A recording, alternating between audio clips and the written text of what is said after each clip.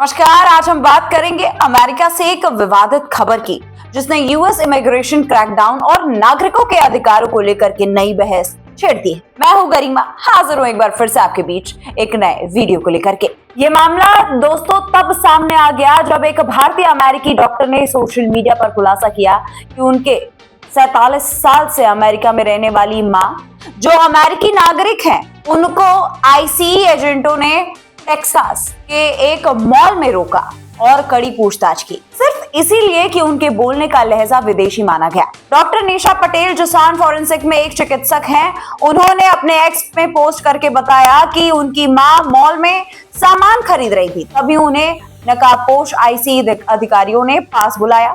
अधिकारियों ने पहले ये मान लिया कि वो स्पेनिश बोलती हैं और उसी भाषा में उनसे बात करने की कोशिश की। जब उनकी मां ने साफ कहा कि वे स्पेनिश नहीं बोल पाती, तो एजेंटों ने उससे बार बार पूछा कि वो कहाँ की है, जैसे उन्हें संदिग्ध मान लिया गया। डॉक्टर ने कहा कि उनकी मां ने एजेंटों को बताया कि वो इस देश में चाहे कुछ भी कहे, अमेरिका में 47 साल से वो रह रही हैं और उनका पासपोर्ट भी यही बताता है, लेकिन तब तक उन्हें जाने नहीं दिया गया जब तक उन्होंने अपने फोन पर अमेरिकी पासपोर्ट की फोटो नहीं दिखाई। यही सब उन्होंने पूरे सोशल मीडिया पर अपने साझा करके बताया।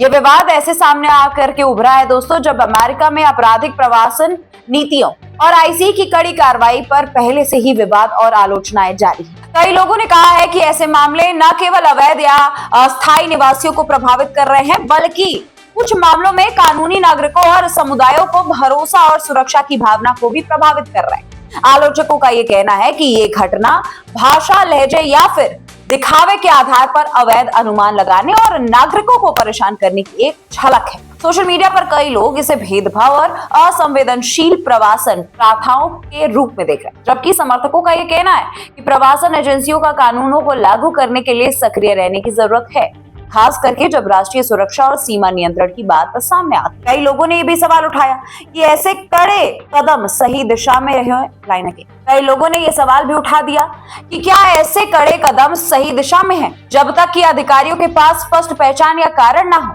संयुक्त राज्य में नागरिकों के अधिकार की सुरक्षा, सम्मान और उनके मूल भाषाई पहचान के प्रति संवेदनशीलता जैसे मुद्दे को अब व्यापक रूप से चर्चा में रखा जा रहा है। कई नेटिजन ने इसे घटना को चिंताजनक और अस्वीकार्य बताया और कहा है कि ये नागरिकों के साथ सम्मानजनक व्यवहार का उल्लंघन है।